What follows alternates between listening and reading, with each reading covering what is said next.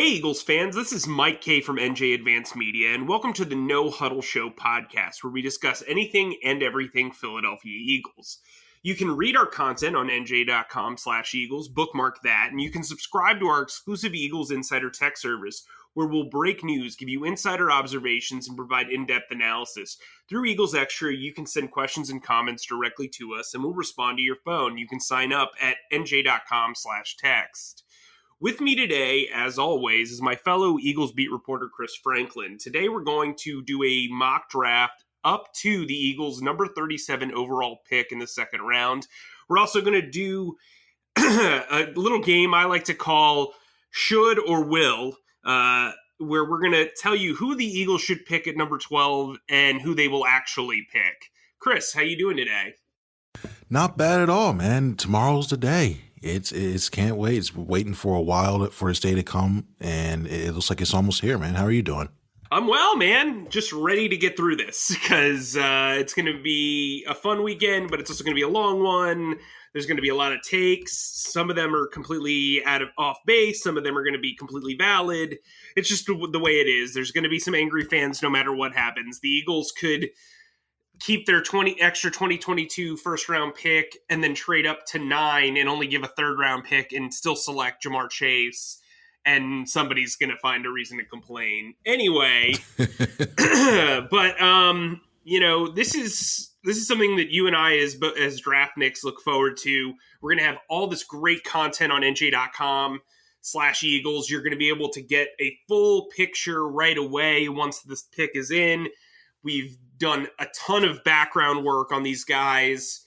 You're going to get scouting reports. You're going to get rapid reactions. You're going to get grades. You're going to get background on the player. You're going to get features on the first round pick, features on the second and third round pick. You will get analysis on every single one of the Eagles' 11 picks if they spend all of those 11 picks. Then follow us along for our famous undrafted free agent tracker as well. We'll be breaking news throughout the aftermath of the draft, and then we'll obviously have some podcasts throughout the weekend and Monday recapping the big news. So with that said, let's get into this mock draft, because last year Zach and I had a great time. The year before, Zach and I had a great time, and I'm sure Chris and I will have a tremendous time doing this mock draft. So it's going to be a snake-style draft. There's two of us, obviously. Chris is taking the evens. I'm taking the odds. So with the first overall pick in the 2021 NFL Draft, the Jacksonville Jaguars select Clemson quarterback Trevor Lawrence. I think this is not worth wasting our breath on. It's obvious this is what it's going to be. Chris, you're up with the Jets at number 2. I wish this was a should or would with this pick, but you know what? With the Jets and Joe Douglas, they're going to go with BYU's Zach Wilson. I mean, they decided to go all in with this guy and trading Sam Darnold. So they're going to hope that he's the savior once again in New York. But it looks like they're going to go with Wilson at number 2. I'm not buying any of the BS coming out about Mac Jones. Maybe it's not BS. Maybe it's real. Maybe it isn't. My gut tells me you don't trade 2 first-round picks in addition to your current first-round pick to get up to 3 to draft Mac Jones. I just don't see it. I think there's a lot of just talk. They had Trey Lance work with John Beck, who worked with Kyle Shanahan when he was in Washington. I just don't see it. So I'm going to go with Trey Lance at number 3 for the San Francisco 49ers. You're up with the Falcons at number 4. You know what? That's not bad. I like that. I like that selection. Going with this one, Atlanta's going to be one of those teams to watch, especially Matt Ryan's getting older. I mean, you hear the talk about Julio Jones potentially moving on. They could trade out of this pick, but I'm going to stay at this pick here. And I think that they're going to go ahead. If Julio Jones really is going, I'm going with Kyle Pitts, the tight end out of Florida. I think that he gives you he gives defenses several matchup problems, and he's athletic. And he's a sure-handed receiver. I definitely think the Falcons would benefit by drafting Pitts if they're going to move on. If they're going to move on from Julio Jones. Okay, so the Falcons take Pitts. The Bengals are on the clock, and look, they're going to have to discuss whether they want Penei Sewell, Rashawn Slater, or Jamar Chase. And to me, Jamar Chase is the best player left on the board. He's got a built-in rapport with Joe Burrow. They just got rid of AJ Green. I like Tyler Boyd, but man, Jamar Chase is a blue chip player, and that's who they're going to pick. So with the 5th overall pick in the 2021, I'm just saying that so I remember what year it is. NFL draft. The Bengals select LSU wide receiver Jamar Chase. You're on the clock with the Dolphins at number 6, the Eagles' original pick. And you know by the way, Kyle Pitts, Jamar Chase off the board before 6. So Howie Roseman's looking kind of smart right now. So we'll see how the rest of this plays out. But to me, he made the right gamble. You know what though? See, and that's why the Bengals are going to be the Bengals, because they're going to go that way. They don't have anybody protect Joe Burrow right now. So seeing that, I think Miami's going to make the right decision, and they're going to get their left tackle of the future. I think they're going to get Penei Sewell, and I think he's going to prove that he should have been the one that was selected by the Bengals, and he's going to be able to go ahead and have a long career protecting Tua, whoever winds up being the starting quarterback down there. But I think Penei Sewell's athleticism on the outside, I think he has that nasty mean streak you look for in the left tackle. The combination of those things are going to be able to endear him to the Dolphins fans, and he'll go 6 overall. So first 6 picks. Jaguars take Trevor Lawrence, Jets take Zach Wilson, 49ers take Trey Lance, Falcons take Kyle Pitts, Bengals take Jamar Chase, Dolphins take Penei Sewell. So I'm going to throw a monkey wrench into this entire draft process. I think number 7 is where the next quarterback's going to go, whether it's a trade back with the Patriots or a trade back with Washington, or, since we're not doing trades here, I think that the Lions aren't that sold on Jared Goff. I don't know. I just have a sneaking suspicion. Wow. He was basically a throw-in in that trade with Matt Stafford.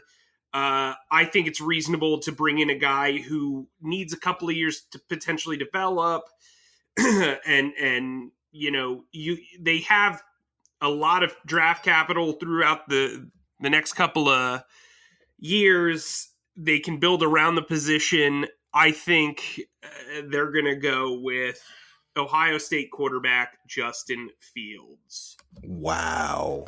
I did not see that coming. All right. Wow. I'm shocked. All right, cool.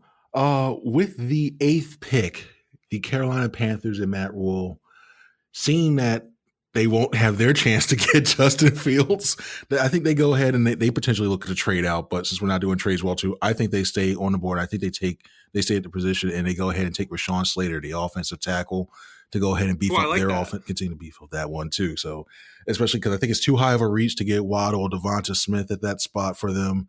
I think their defense is pretty solid the way it is right now. So why not go ahead and get the best offensive lineman that's still remaining on the board before there's a big run on them, and they go with Slater. So I've got the Broncos at 9, and look, if Fields was still on the board, I'd be taking him. If Lance was still on the board, I'd be taking him. They just signed Ronald Darby and Kyle Fuller to contracts. I don't think cornerbacks as pressing of a need as some have projected. With Von Miller getting older and the linebacker core getting kind of older and kind of misplaced, I'm going to go with Micah Parsons. He's going to be the first defensive player off the board. Micah Parsons from Penn State. Oh, okay. Huh. I feel like this is a big game of chess we're playing between the two of us right now. You just took my bishop. Going at this one now for it, I think when you look at number 10, I think the obvious need for the Dallas Cowboys is going to be in the secondary. And, Patrick Surtain, he's the guy. I think that he bolsters a position of need for them. And I think he's the best cornerback in this draft, and they go ahead and get their guy. So Surtain off the board to the Cowboys. So the Giants are in this weird spot where they overpaid for Kenny Galladay. They still have Sterling Shepard, who's a really good slot receiver. They have Darius Slayton, who's a high upside number 2. They also signed John Ross for some reason. They need edge help. They need linebacker help. But the way the board is set up, you're looking at like Jalen Waddle, Devonta Smith. They could use cornerback help with J.C. Horn. They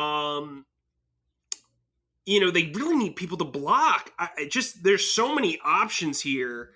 I'm going to go with, you know what? I'm going to go with Devonta Smith. I just think he's a fun pick for them. He's a guy who I think displaces Darius Slayton or Sterling Shepard. It's very clear they don't view Sterling Shepard as a number one wide receiver or a number one passing option. So maybe they shop him.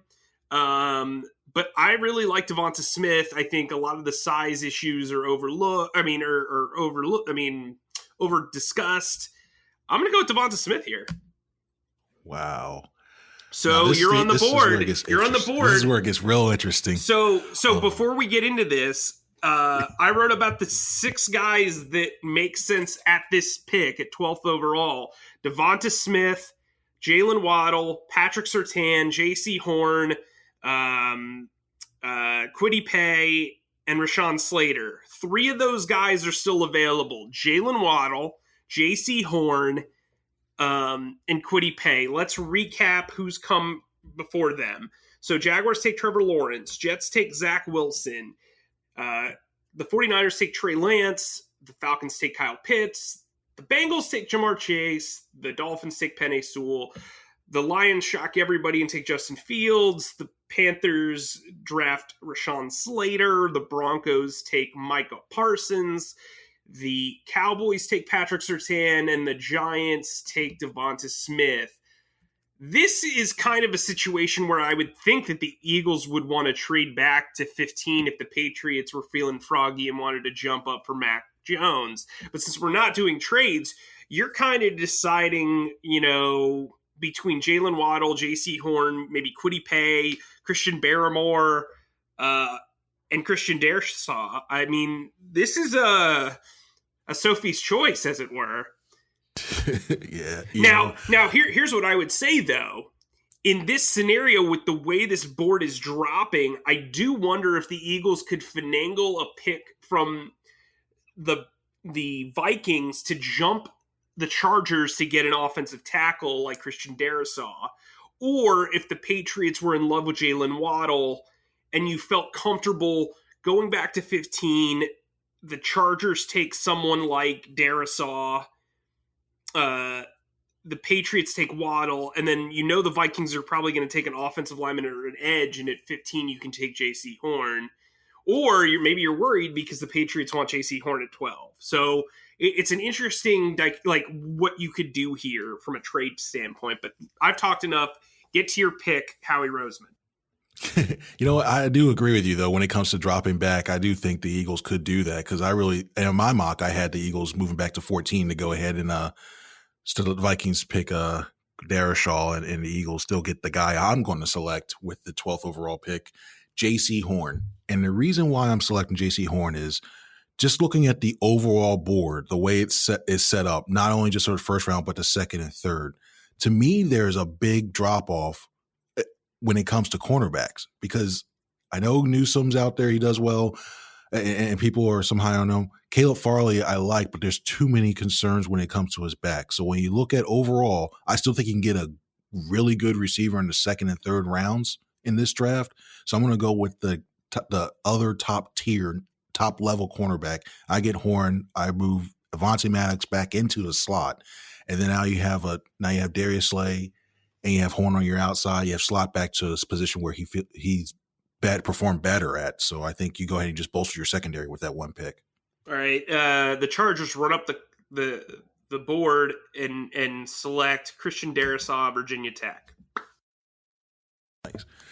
Now, since I'm the Vikings, I'm going to go ahead with Elijah Vera Tucker because I think he gives you enough versatility to play. I think he's going to be more of a guard, but I think he gives you that versatility at tackle if they need to as well too, and I think he can play both very well. So I definitely go with Vera Tucker for the Vikings. The Patriots are in this very weird situation, and I don't think Jalen Waddle is going to drop this far. But man, I'm considering it because I don't really think Mac Jones is that guy. But I do think they will take Mac Jones here. He seems to fit what Belichick likes to do. He's got a great relationship with Nick Saban, so I'm pretty sure if he passes the sniff test there, that's what's going to happen. So I'm going to go with Mac Jones, quarterback Alabama for the Patriots. And then if I'm the Cardinals, I'm running to the phone and going ahead and putting the ticket in because I can get Jalen Waddle to pair up with Hopkins and give Kyler Murray all those weapons. You got to go with the best player on the board still remaining. And I think the Cardinals go ahead and take Waddle with that pick. Completely agree. So let's recap 10 through 16. So the Cowboys take Patrick Surtain. The Giants take Devonta Smith. The Eagles take J.C. Horn. The Chargers take Christian Darrisaw. The Vikings take Elijah Vera Tucker. The Patriots take Mac Jones. And the Cardinals get maybe the steal of the draft so far in Jalen Waddle. The Las Vegas Raiders, who can't seem to get out of their own way, are on the clock right now. This one's a tough pick because I think it's going to be Christian Barmore. I don't feel good about it. Because had Darrisaw been on the board, that would have been the pick. But yeah, I think it's going to be Barmore. All right, cool. Very, very nice. Now, this is another one when it comes to the Dolphins. It's you're kind at of tough 18. when you look at this is going to be a tough one. And I'd really, really, really look to trade down again. But having to go ahead and having to select someone. You sure you can't do trades? I'm just kidding. The league's taking care of that already for us the last couple of weeks. Yeah, it's true. I'm going to go. I think the pick's obvious. I don't know. I think it's obvious because of the way the wide receiver board is stacked. That I feel very good about selecting a defensive player at 18, and he's staring me straight in the face. So let's see. It'll be a rush. I'm thinking of Azeez Ojulari, and I probably butchered his name again, from Georgia. To me, I just think even though he's undersized, I think he's more of a 4-3 guy. I think he could play a 3-4 outside backer. That's not who I'm talking about, but it's. I know. I'm going Jalen Phillips, Miami. Yep, that's who I'm talking about. Boom! I'd give you a B+ for that one. The problem is, I think he's all right. And to be honest, personally, I don't think he's even the best defensive end in this draft. I personally think Greg Rousseau is just because of his athleticism. Yeah, personally, that's why I think is the best defensive end in the draft. And if I was a Giants, I'd seriously look at him. But even with Kaye on the board, even with anything else, I think Jalen Smith will be the guy who goes. Look, I think Washington can go in a lot of directions. I do place them as one of the teams that could trade up for a quarterback. I think they need offensive line help, so I'm going to go with Alex Leatherwood from Alabama, the offensive tackle. Not bad at all. You're at the Bears at 20. I'm going to go, you know what? I think they're going to stay with a Midwest guy. I'm going to go with Rashad Bateman out of Minnesota. Wow, okay. To go ahead. I think Holy reach, Batman. Yeah. But I think you look at the situation.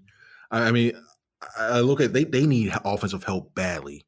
And I know Tony's on the board there. Mac Jones is going, so I know they can go wide receiver. And to take Trask there is just, ugh. But I think Bateman is sneaky good. I think he's a good wide receiver, explosive wide receiver. I think he can go ahead and become. He'll learn from Robinson, and I put him there. So I think the Bears go ahead and take Bateman. The Colts really need a block for Carson Wentz. He's shown, as most quarterbacks have shown, when you don't have blocking, you're not going to get much done. They could also use some cornerback help, but the way the board's shaking out, I'm going to go with Tevin Jenkins from Oklahoma State, the offensive tackle, to block for Carson Wentz's blind side. Nice. All right, you're on the clock at 22 with the Titans. And I think Tennessee thanks you very much for going offensive line help, because I think they're going to go ahead and take a gamble with Caleb Farley. I think it's too much. Oh, okay. There's too much potential there, and if they feel comfortable enough with his medical situation, they can go ahead and get a lot of value there. So I'm going Caleb Farley to Tennessee. Well, Joe Douglas is bummed. He's got that second Jets pick at 23, and that's who he wanted. But he's happy taking the best consolation prize you can ask for a corner in Greg Newsome II, who's seen his stock rise. I think if the Eagles were to take a wide receiver at 12, they would look to trade back in to the first round to take Newsome, but they're not going to be able to based on this scenario because they've already taken a corner. So, Greg Newsome from Northwestern to the Jets. You're on the clock at 24 with the Pittsburgh Steelers. And this one might be a reach, but you know what? I don't even care because especially think they're going to definitely need some running back help, especially being Pittsburgh and even though they throw in a lot, but their identity is more like being a tough team. I'm going Najee Harris out of Alabama. That's where I would go. I think he go ahead. I think he's actually a lot better pass catcher than people give him credit for. So I think not only is he going to be able to run between the tackles, I think he'll go ahead and catch that swing pass out the backfield. So I think Harris goes to Alabama. Out of Alabama goes to the Steelers. Let's recap 12 through 24. So that's the Eagles taking J.C. Horn, the Chargers taking Christian Darrisaw, the Vikings taking Ali Vera-Tucker, the Patriots taking Mac Jones, the Cardinals running up the board to get Jalen Waddle, the Raiders taking Christian Barmore, the Dolphins staying home and taking Jalen Phillips, Washington drafting Alex Leatherwood, Chicago reaching for Rashad Bateman, the Colts taking Tevin Jenkins to block for Carson Wentz's blind side, the Titans rolling the dice and taking Caleb Farley, and the Jets taking Greg Newsome. And I applaud your pick of Najee Harris with the Steelers because Daniel Jeremiah was saying a couple of weeks ago that he doesn't see a problem with taking running backs in the first round if you're a contender, because if you're a contender, it means you're competing for the next couple of years. And really, running back history shows that those first 5 years are the most productive years of that career. So if he can help get you over the edge, it makes sense to take an elite running back prospect. So I applaud you. I think this is a great pick. Thank you. Now we're at Jacksonville, the team I used to cover. They've already drafted Trevor Lawrence. There's already a parade. This second guy is going to be like forgotten on day one, and it's a shame. They could go in a lot of directions here. They could go offensive tackle. They could go wide receiver. They could go safety. I could even see them going running back, even though I just applauded you. Najee Harris would have been the pick for me if they were to go running back. This is tough because really, in my opinion, their biggest need is tight end now, and there's no tight end on the board that makes sense here. Safety does kind of appeal to me. I really like Trevon Moehrig a lot from TCU, but I don't know if the value's really there. They could go wide receiver with Elijah Moore, but I also think he kind of contradicts you bringing in Marvin Jones in that way too. This is tough. This is actually really tough. I'm going to go with Moehrig. Yeah. I don't really think it's the best value here, but I think he's the best fit for what they want to do. So you're on the clock at 26 with the Browns. I think the Browns, looking at what they need as well, too, I think linebacker is one of their needs. I think they go to the American. I think they go to Zaven Collins. I think that when you look at as a linebacker, he goes ahead. He fits what they do. Yeah, so I think when you look at what he does, so Zaven Collins from Tulsa goes to the Cleveland Browns. Yeah, I like that pick a lot. So this is the first of two Baltimore Ravens picks.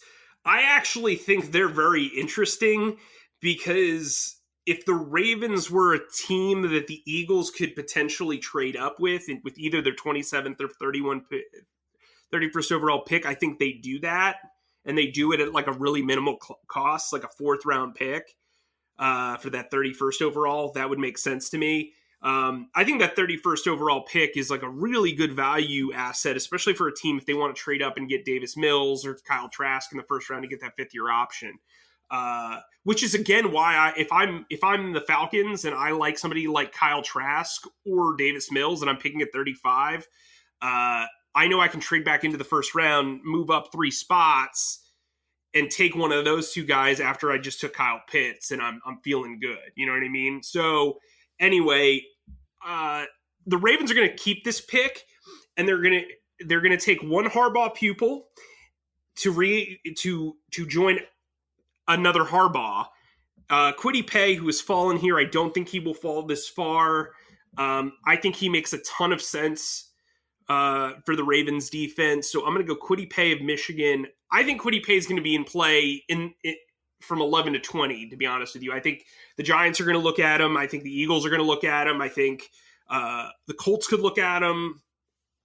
I could even see a team like the Cardinals or the Dolphins looking at him as well. So I think he's going to go in that 11 to 20 range, but the Ravens come up and pick a Harbaugh pupil and make him another Harbaugh's pupil. So Kwity Paye, edge from Michigan to the Ravens at number 27.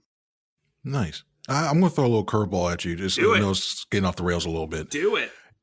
If you're Howie Roseman and you get a call from the Ravens, and since they have 27 and 31, and say they sweeten it with, say, a second round pick or a first round pick next year, do you make the move? What do you mean? From 12, trade down from 12 to get those 2 first round picks and possibly not. There's no way. They would need to give me. Look, the value lines up, but the way this draft's going, I would need those 2 first round picks in 2022. And there's no way the Ravens would do that. I mean, they'd be idiots to do that.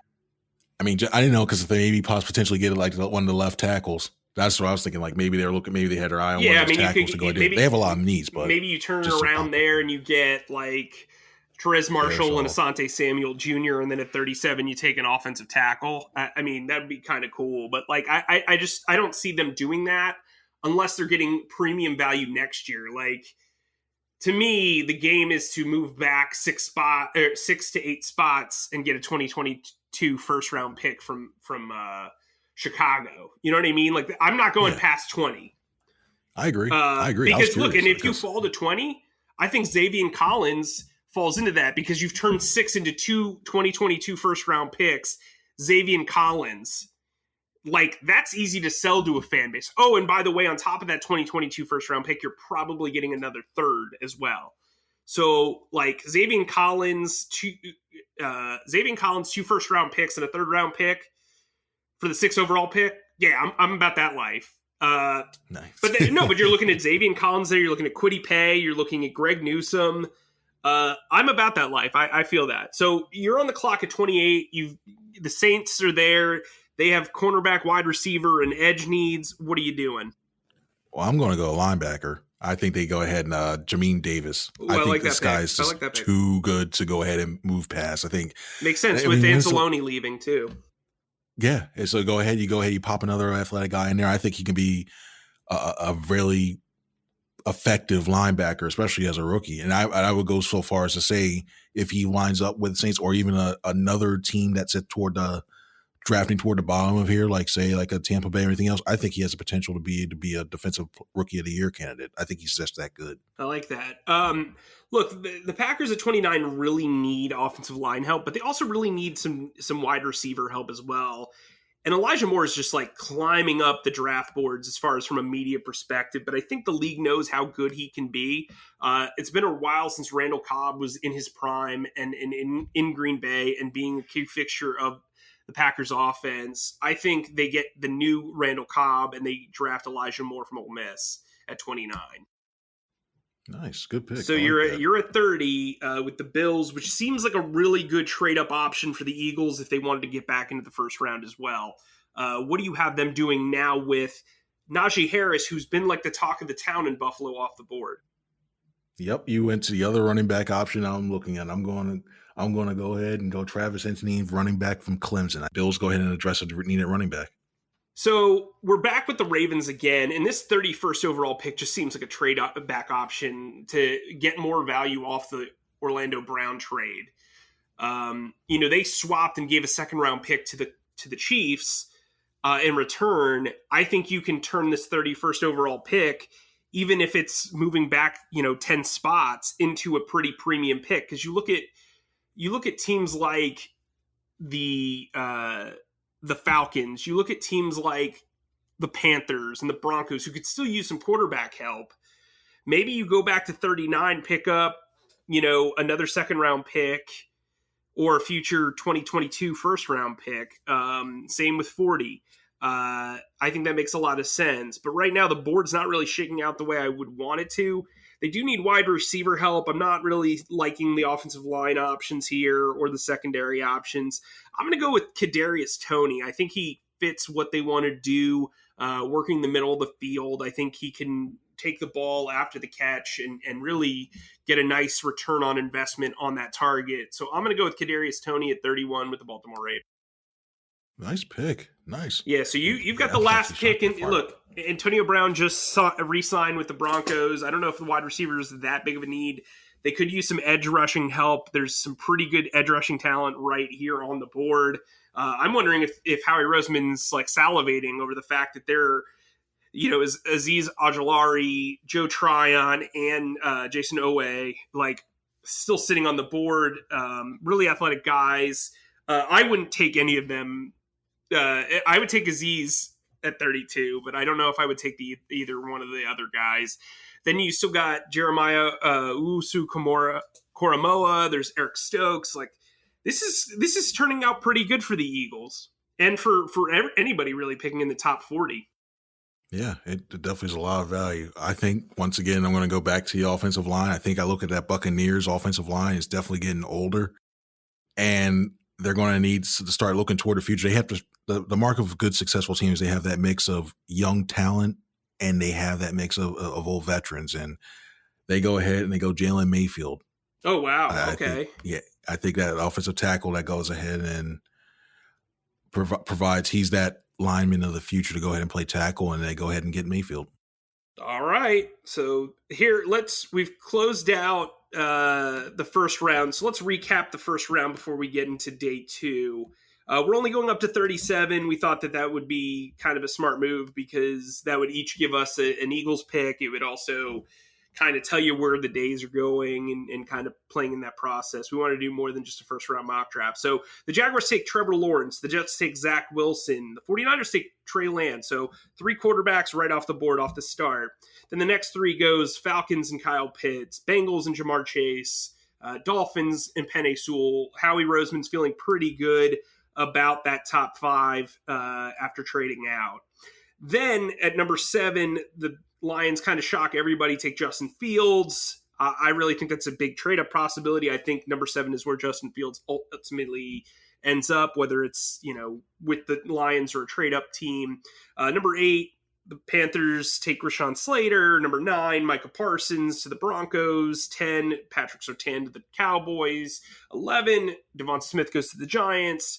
Well, with Devonta Smith going to the Giants, the Eagles are going to need all the coverage help they can get. And the Eagles take J.C. Horn at cornerback from South Carolina. The Chargers take Christian Darrisaw. The Vikings take Ali Vera-Tucker, the offensive lineman from USC. The Patriots get the board to fall their way and take Mac Jones, the quarterback from Alabama. The Cardinals run up to the podium as fast as Jalen Waddle can and take him with the 16th overall pick. The Raiders take Christian Barmore. The Dolphins take Jalen Phillips. Washington takes Alex Leatherwood. The Bears take Rashad Bateman. The Colts take Tevin Jenkins. The Titans take Caleb Farley. The Jets take Greg Newsome. The Steelers take Najee Harris. The Jaguars double dip in the first round and take Trevon Moehrig. The Browns take everybody's favorite Xavier Collins. The Ravens steal Kwity Paye. The Saints take Jamin Davis. The Packers take Elijah Moore. The Bills take Travis Etienne. The Ravens take Kadarius Toney. And the Bucs close out the first round with Jalen Mayfield. So now, number 33, the Jaguars are on the clock again. They need offensive line help. They could use some wide receiver help. They could use a running back too. And I'm going to, you know what? Why not? Let's get wild.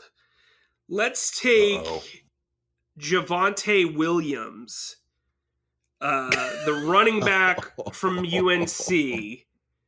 Listen, Urban Meyer likes fast players, and I like taking risks. Here we are. Boom, Javonte Williams, running back UNC. You're on the clock at 34 with the Jets. You just made a lot of Jets people unhappy because they had either he Tareen lined up at that pick, but looking at now, there's a lot. Azeez Ojulari is still on the board. And that's what, see, I'm looking at Ojulari and I'm looking at Rousseau. And I'm trying to think of what Robert Saleh would do in this position. What guy fits his scheme more? I would say I think size overtakes it. I'm going Greg Rousseau, Miami. Oh, I think Ojulari falls. I go Rousseau. Okay. At this pick of the Jets. Look, you're a man of your own on your own beaten path. I get it. So the Falcons took a weapon for Matt Ryan at 35 in Kyle Pitts. They need cornerback help, so they're going to go local, and they're going to take Eric Stokes from Georgia. So you're on the clock with 36. Listen, before you make this pick, here's what you should understand with what the Eagles have going for them right now. So Azeez Ojulari, Joe Tryon, Jeremiah Usu-Koramoah, Landon Dixon, Terez Marshall, Creed Humphrey, Baron Browning. Like, there's really good players here. At this point, I would think the Eagles would trade back and maybe try to get, maybe a 2022 third-round pick out of a trade back. But they're feeling good about where the board is. So what do you got? This is tough. You know what? I go with this pick. I think he's the best player on the board, and they'll abide by this. I go with Azeez Ojulari. I think the Dolphins go ahead. They can't pass up to see who's available down there, and he's still on the board. And I think they trade back as well too, because I think there's a couple other guys that they prefer. But I go Azeez at that pick. All right, I'm Howie Roseman right now. It's pick 37. We can't trade back. We've tried, but us as a front office, we just, it's not working. So this pick really comes down to three people for me. Kyle Trask. Jeremiah. That's a joke. Jeremiah Owusu-Koramoah is a guy that I think should be a first-round pick. He's so dynamic. He's a guy who can play will. You can move Eric Wilson into middle linebacker, and then you have Alex Singleton at Sam. But he's such a good attacking, blitzing linebacker that I think he fits exactly what Mike Zimmer's defense entails, which is what we presume Jonathan Gannon's going to look at. Then again, he's also a linebacker, and you're picking early in the second round. Doesn't really jive with what the Eagles do. Terez Marshall is someone who really, really intrigues me. I think he's got the size, speed element that you really like, but he also has some, injury history. There's the foot injury that kind of bothers me, and he doesn't always play up to his size. He has, if you watch, his hands are kind of inconsistent, but that's probably why he's available here. And then the other guy to me is Landon Dixon, who I think can be a starting guard right away. He could take over for Jason Kelce long term. I don't view the offensive line as being as big of an immediate need as a lot of people do, but to me, I think Landon Dixon would be great value here. But given the way that this team needs to kind of build around the quarterback position, I just can't pass up another LSU wide receiver. So I'm going to take Terez Marshall, wide receiver, LSU. I like that pick. Very, very good pick on that, man. I like that. I think he does feel a lot of those check marks for the wide receiver. So yeah, good pick. I would even trade up for Terez Marshall if I added a little bit extra drama on this, but yeah, I feel good about this. If I'm an Eagles fan, I'm chilling into the third round and being like, look, if they can get a couple of linemen, I'm feeling pretty good. But you've got your new number one wide receiver in Terez Marshall, who can play X. He complements Jalen Reagor very, very well. You can move Travis Fulgham into the slot, or draft an upgrade in the slot, or you put Quez Watkins there. And then at corner, you have your number one corner for the next 10 years, hopefully.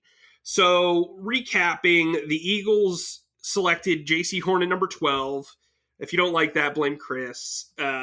They take Terez Marshall at number 37. They're feeling pretty good. Haven't had to trade up. Still have all 11 of their picks intact. Well, technically 9 more because they've already selected 2 picks. But if the board falls this way, I think they feel pretty good. We've gone pretty long here, but like really quickly with our final thoughts, who do you think the Eagles should take at number 12 realistically, and who do you think they will take at number 12? I think they should take Devonta Smith. I still think he still offers a lot when it comes to his route running. And I know everybody says, well, they took a wide receiver last year, but I think when you look at the skill set he brings, when you look at certain intangible, he comes from Alabama, which you see a lot of those guys, there's something instilled with them that they're like, they know what it takes to win. And I also think that when you look at his hands as well too, and his breakaway speed, he offers so much. So I think that's who they should take. Who they will take, if Horn's on the board available at 12, I think that's the guy to go. And I have no qualms with that at all. I think, like I said, mentioned when we did the mock draft, he fills the need. He basically makes that secondary better before even taking the field. It shifts everybody back to a spot where they should be, and that defense gets better, man. What about you? Yeah, I mean, you and I agree on this pretty much. I think J.C. Horn or Devonta Smith would be a home run. My concern would be that they view Rashawn Slater as a left tackle, and that would be the pick.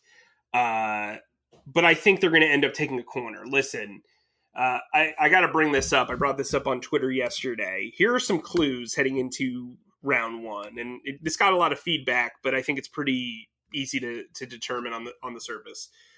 The Eagles didn't sign a cornerback in free agency despite it being their biggest need. I think we can agree on that. They traded out of an offense-heavy top 10, pushing the best defensive talent into the 11 to 20 range. Oh, and by the way, defensive coordinator Jonathan Gannon, a former DB's coach, and DB's coach Denard Wilson are former NFL scouts. I think they know how to reach the scouting department. Andy Weidel called the scouting department an extension of the coaching staff. I think they're going to take a corner. I would not be shocked if they traded up to 9 to jump the Cowboys to get Patrick Surtain. Patrick Surtain seems to fit exactly what they want to do. J.C. Horn to me is my favorite player in the class. So I would totally, I mean, there's no way I'm going to argue against taking J.C. Horn. But I agree with you. I think if Devonta Smith's on the board, you're going to have a really tough time, and selecting him, there would be no qualms. I think they're going to take a corner. I don't know who it's going to be, but I think they're going to take a corner at 12 if they stay at 12. I've kind of said that if they stay at 12, I think they go defense. If they trade up, I think they go corner, unless Kyle Pitts or Jamar Chase suddenly falls pretty drastically. So, and I don't see that happening. So yeah, I would say take J.C. Horn. They're going to take J.C. Horn. So that's what I'll go with. Remember, guys, you can sign up for Eagles Extra for 2 weeks free.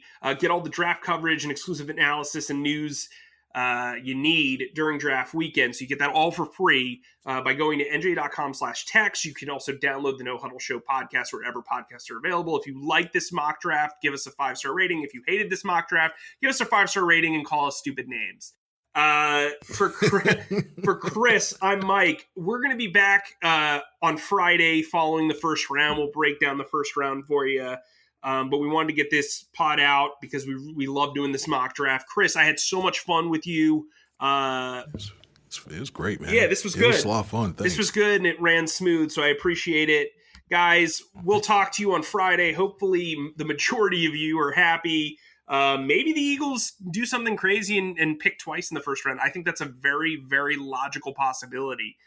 Whether they stay at 12 and trade back up, or they trade up early in the first and then maybe do something with Zach Ertz later on in the first round. I think that's a very doable scenario. But for Chris, I'm Mike. We'll talk to you very, very soon.